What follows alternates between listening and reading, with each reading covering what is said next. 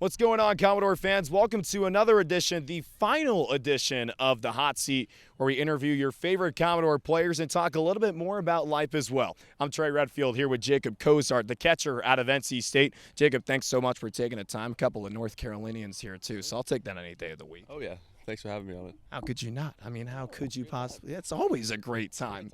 You know, you and I, we always work out at Rockies, and we always see each other there. Your favorite body part to work out, your favorite muscle group, I should say, is hitting back. Why is that? I don't know. I just got the good genes from my dad, and I can just do a little bit more than everyone there. So I guess it's just fun for me to lift a lot of weight doing that. He lat pulls 200, so you guys better watch out. But let's talk about catching at NC State and stuff like that. Why did you pick NC State? What stood out to you with talking to Elliot Avon? So Elliot Avon, he's had like a really good track record with catchers. The coaching staff there is phenomenal. Coach Hart, Coach Bo Robinson, Coach Brett Austin, they do a great job developing hitters. They've had a really good track history with catchers like Patrick Bailey, who I went to the same high school as him. So I got a good feel that they do a good job with their catchers, and it's worked out pretty good so far. What's your favorite part about the state of North Carolina? I like going to the mountains. Going to the mountains, going on a little hike. It's always a good move. So you would take Grandfather Mountain over a trip to Emerald Isle or Wrightsville Beach, something like that? Because North Carolina has both the mountains and the beach. Yeah, I didn't even think about Emerald Isle, but yeah, I'd still go to Grandfather Mountain over it. The Mile High Bridge, you go on the swinging bridge at all? I've been one time. You've been one time. It's a lot of fun, isn't it? Yeah, it's the first time was a little nerve. A little scary? Yeah, it was a little nerve-wracking. First time I hiked up it, I didn't do it, but the second time I went, I did it. So take that any day of the week. So you also played alongside Josh Hurdle. Well, not really. You played travel ball with him. You know, one of your teammates on the Commodores this year from Wake Forest. You grew up about 10 minutes down the road from him. Yeah. You pitched against him once playing travel ball. Take us through that. So we were playing him in this fall championship game. I was pitching back when I used to pitch. I thought I was good, but I mean everyone knew Josh Hart was because he was 6 foot when he was 12. But was he actually 6 foot when he was 12? He was massive, and his team got one of those brand new XL1s, the big orange ones that made a deep thud when you hit it, and you know it was bad. So I knew right away facing him that I'm not going to throw anything over the zone. So I throw a first pitch changeup. First, he swings at it. The next one I throw another changeup. I bounce it. He golf swings it off the ground, hits it about 275 feet dead center, and yeah, that was the last time I ever faced him, thankfully. And the fence probably was 225, so when it went off the bat, it was an absolute moonshot probably. Yeah, and the fences were about as high as the fences here, so it was one of those you just sit and just put your head down, don't even watch. So I guess that's not one of your favorite baseball memories, but what is your favorite baseball memory? So it's either got to be winning a state championship my freshman year in high school with my older brother, or catching my little brother's one-hitter shutout in the state championship my senior year. So are you the middle child in the Cozart family? Yes, and the smallest. And the smallest. Oh, man, what's that like? It has its benefits sometimes. I mean, you are the middle child, so you're the more superior one at the end of the day, right? Yeah, they can't do anything without me because I'm the catcher and they're both pitchers. That's a fact. Well, you did used to pitch, but now you're behind the plate. What is your favorite part about catching?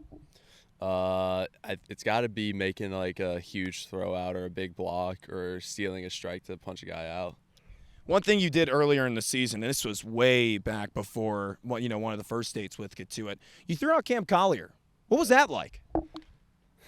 Well, it was kind of obvious he was stealing, so I kind of was yeah, you're hosed. It was going through my mind. I was about to throw it in, yeah, you're toast, buddy. Sounds about right. Something I always like about you with catching is that you always got a great pop time. You know when someone's is about to steal, and you just said it right there. Is that something that you think is a big advantage that catchers have that they need to start taking advantage of? Yeah, it's so reading runners is key for throwing guys out for me because sometimes the pitchers don't help you and you can get a little hop cheat step like I do, and it just takes away some time and it just helps you put a good throw down. There are a lot of pitchers at NC State. Who is your favorite one to complete the battery with? Definitely Chris Villeman because he was a guy that just got up there.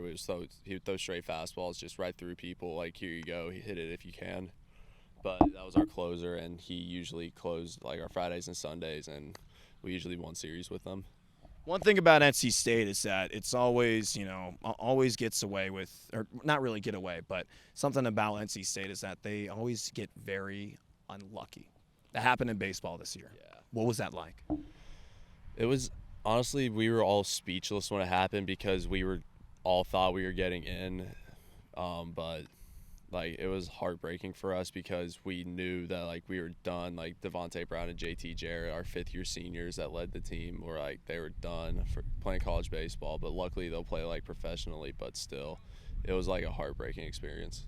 And that's with a lot of teams at NC State. A lot of these different teams have been heartbroken. Women's basketball lost to UConn in the Elite Eight. Men's basketball didn't have that great of a season. NC State football was one game away from a 10-win season. When you have all these teams and student athletes, do you sometimes talk to them just to cope with something like that happening? Honestly, no. We kind of just like put it behind us and use it for like as like fuel going forward to like because we know what it feels like and just not to have that feeling again. It kind of like fuels us to keep going forward. One more question about NC State, Jacob. Doak Field's getting a big renovation. You're going into your sophomore year. How important is that for not only you and your career, but also the future of NC State baseball? Oh, it's huge because now we're going to have like top-tier facilities along with a top-tier like coaching staff and program. So like we'll just be even better with this. Favorite place to eat in the state of North Carolina? In the state of North Carolina? Oh. Have you ever been to the Daniel Boone Inn in App?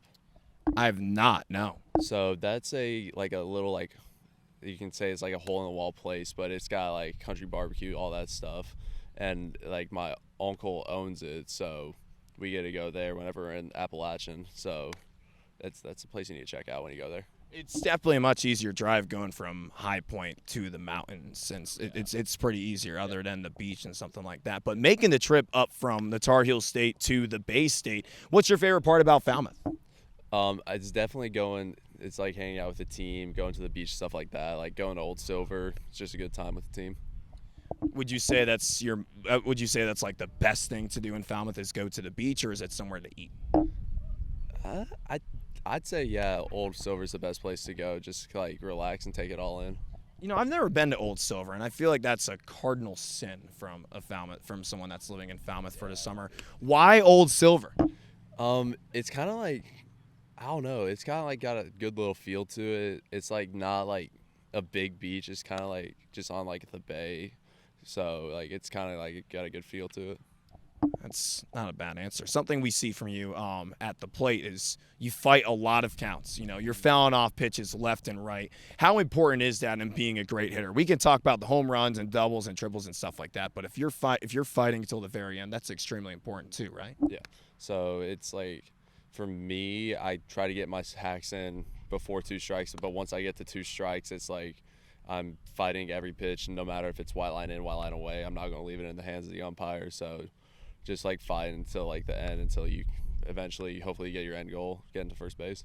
What is one thing you want to improve in your game in the next couple of years before you become draft eligible?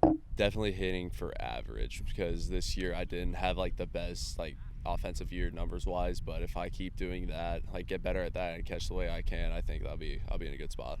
How important is it to, be marketable fielding wise as a catcher with your arm strength and stuff like that, but also at the plate completing the 5 tools?